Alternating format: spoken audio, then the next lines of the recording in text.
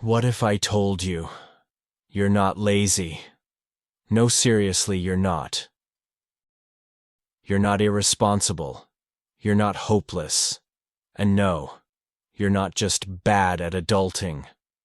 You're just running on a brain that's still convinced it lives in a cave and should be using its energy to gather berries, avoid predators, and occasionally wonder what clouds are.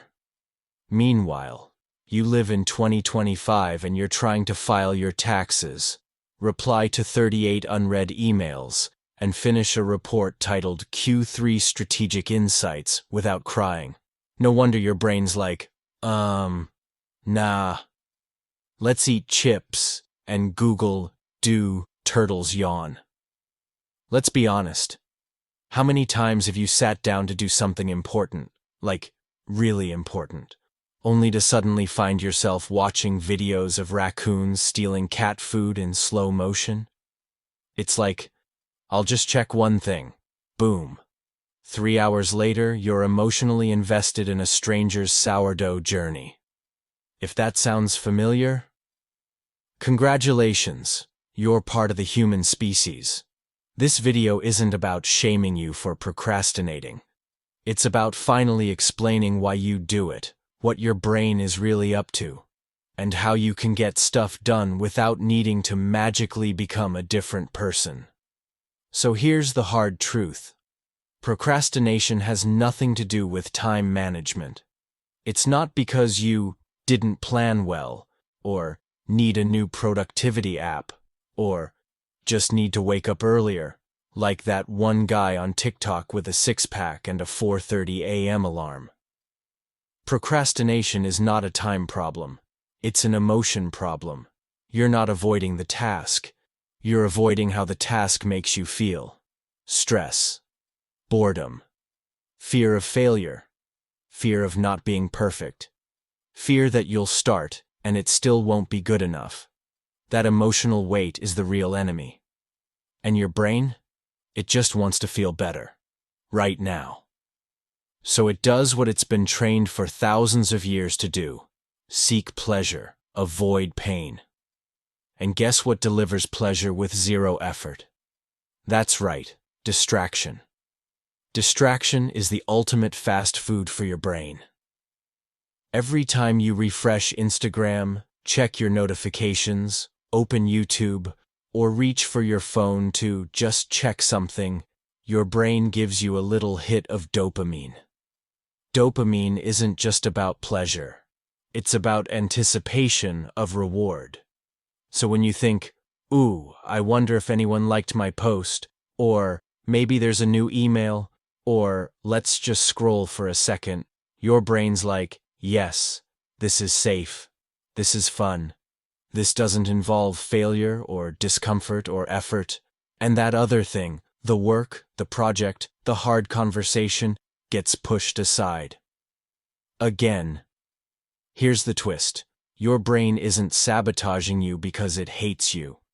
It's sabotaging you because it loves you. Like, in a weird, overprotective, helicopter parent kind of way. It thinks it's protecting you from stress, shame, and discomfort. But really, it's just keeping you stuck. Research backs this up. Dr. Tim Feichel, a leading psychologist who literally studies procrastination for a living, which is ironically hilarious, found that people procrastinate not to delay the task itself, but to avoid negative emotions associated with it. In other words, procrastination is emotional self-defense. It's like your brain going, look, I know this deadline matters, but we're feeling anxious, and I have just the thing.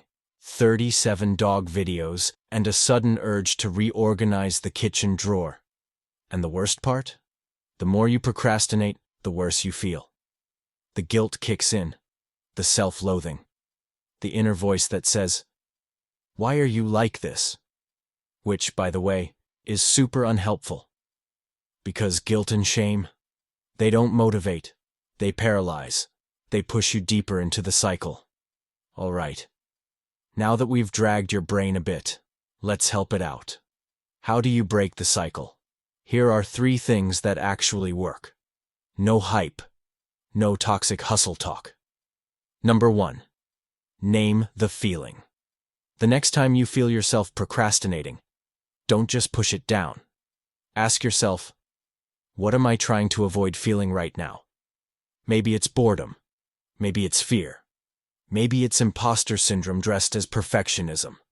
Whatever it is, naming it takes away its power. You bring the feeling into the light, and suddenly, it's not running the show. Number 2. Make the task smaller. Like, way smaller. Your brain is scared of big, overwhelming things. So don't say, I need to finish the entire presentation. Say, I'm just going to open the file. That's it. That's the win. Once the file's open, maybe you write the title. Cool. You're in motion. This works because of something called the Zeigarnik effect. Your brain hates unfinished business. So once you start, it naturally wants to keep going. But getting started? That's the hardest part. So trick your brain into thinking the start is tiny. Number 3. Bribe yourself. Yes, really. Want to check your favorite podcast? Great. Only do it while folding laundry. Want to drink your fancy overpriced coffee? Only while responding to emails.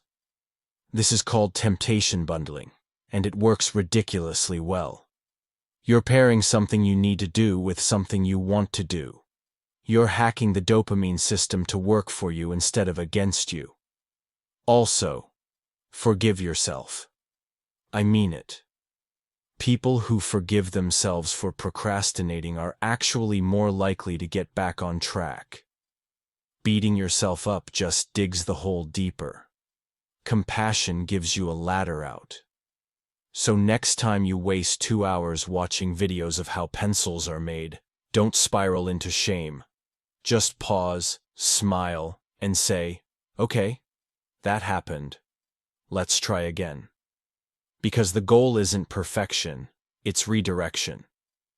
Getting things done doesn't mean being flawless. It means returning to the task over and over, gently, until it's done. Even if it takes 10 tries. Even if you get distracted halfway through. Progress is made in the comeback. So, have you caught your brain doing this to you? What's the weirdest thing you've done to avoid real work? Let me know in the comments, and if you're feeling generous, toss this video a like. It tells the algorithm I'm not just talking to myself. If you want to dive deeper into how your brain secretly controls your choices, it might make you rethink every scroll, every click, every "I'll do it later." See you there. Unless you're suddenly inspired to reorganize your spice rack. Again.